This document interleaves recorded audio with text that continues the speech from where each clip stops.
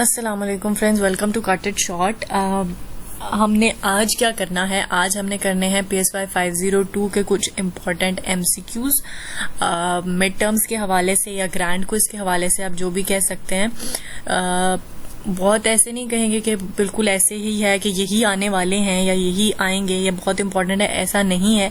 Just क्योंकि ऐसी कोई फाइल अवेलेबल नहीं है जिससे आप लोगों को आइडिया हो सके, तो ये हो जाएगा कि आप लोगों को थोड़ा सा आइडिया हो जाएगा, आप समझ पाएंगे कि क्या किस टाइप के MCQs आपको आ सकते हैं।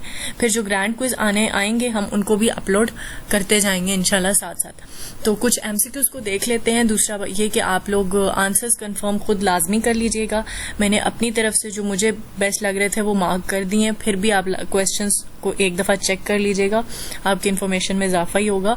और चैनल को प्लीज सब्सक्राइब कर दीजिएगा। चलें जी, स्टार्ट करते हैं। सबसे पहले हम पहला MCQs देखते हैं। The law of dash states that the last act is most likely to be repeated। ठीक है, एक्सरसाइज वाला क्या होता है कि बार बार किए जाने वाली चीज याद रह जाती है। अफेक्ट ये होता है कि जिस पे रिइंफोर्समेंट मिलती है वो आपको याद रहता है। रिसेंसी का हमारे पास अफेक्ट था जिसमें उन्होंने ये स्टेट किया था कि last act is most likely to be repeated. उसके बाद दूसरा देख लेते हैं जी। According to dash the universe includes human being are made up of atom. Options हैं जी, लिबनिज, विलियम लिबनिज थे, कॉम्टे हैं, ऑगस्टस कॉम्टे, थॉमस हॉब्स और जॉन लॉक आपको दिए गए हैं ऑप्शंस में। तो हमारे पास जो लिबनिज थे जिन्होंने मोनैड्स का कॉन्सेप्ट दिया था, एटम्स का कॉन्सेप्ट दिया था, ठीक है जी, तो ये वो थे और यही सही आंसर है। उसके बाद अगला MCQs देख लेते हैं जी। Dash is the name of physiologist who discover the learning phenomena known as classical conditioning. ठीक है, यहाँ पे हमें स्किनर का नाम दिया है, थॉर्नडाइक है, पैवेलॉन है और all of the given options. तो पैवेलॉन इज द राइट आंसर। ठीक है, स्किनर ने हमें ऑपरेंट कंडीशनिंग दी थी, क्लासिकल कंडीशनिंग हमें पैवेलॉन ने ही दी है। अच्छा जी, आगे देख लेते हैं। Fechner is known for devising ways of measuring psychological experiences in physical term called, इन्हें क्या कहा जाता था? फेचनर को कहा जाता है फादर ऑफ साइकोफिजिक्स। तो इसमें सेकंड ऑप्शन आपका ठीक होगा, साइकोफिजिक्स। अच्छा जी, which of the following is correctly paired. यहाँ पे आपको ऐसे पेयर बना के दिए हुए हैं कि वॉटसन बिहेवियरिस्ट हैं, जेम्स साइको एनालिस्ट उन्हें बना दिया, फ्रॉइड को स्ट्रक्चरलिस्ट बना दिया और टॉलमैन को फंक्शनलिस्ट बना दिया। ठीक है जी, इसमें वॉटसन बिहेवियरिस्ट ठीक है, he is the founder of behaviourism. James basically functionalist हैं।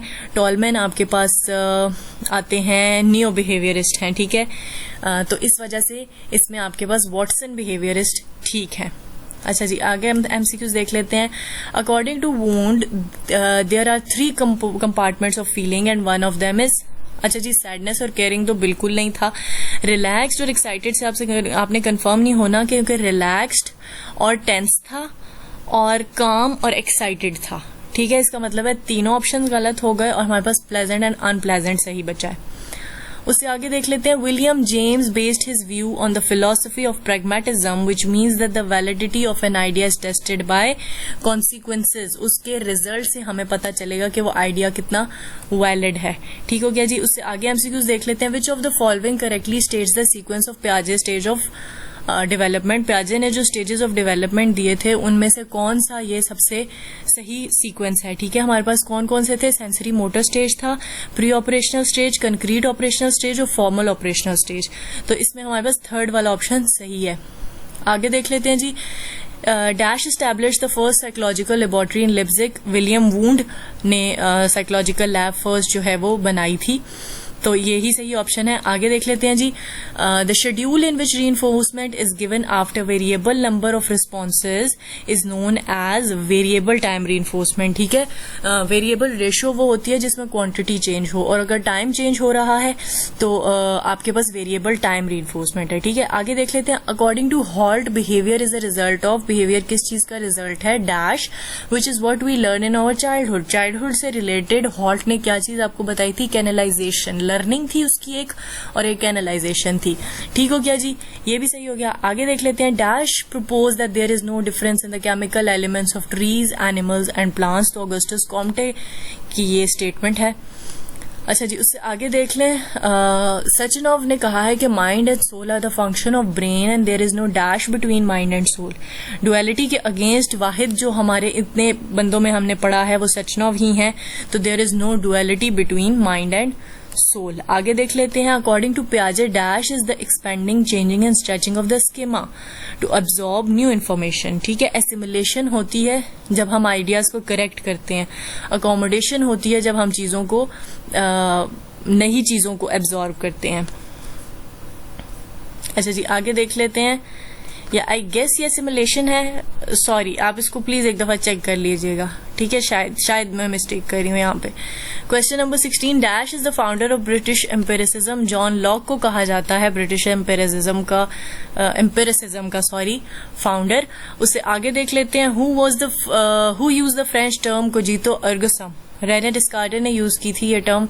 ठीक है, तो यही हमारे पास सही ऑप्शन है। फ्रेंच रेवोल्यूशन कब हुई थी? 1789 में हुई है। अच्छा जी, gestalt is a German word जिसका मतलब क्या है? इसका मतलब है पैटर्न्स। ठीक है जी, एक ये आप देख लीजिएगा, अकॉर्डिंग टू पियाजे आई एम कंफ्यूज्ड कि इज इट अकोमोडेशन और एसिमुलेशन। ठीक है, ये आप कंफर्म कर लीजिएगा। आई होप कि आप लोगों को ये हेल्पफुल लगेगा और आपके काम आएगा, थोड़ा सा आपको आइडिया हो जाएगा कि किस टाइप के MCQs आपने प्रिपेयर करने हैं। मिलेंगे इंशाल्लाह एक नेक्स्ट वीडियो के साथ जो और भी हेल्पफुल होगी। टिल देन टेक केयर, अल्लाह हाफिज।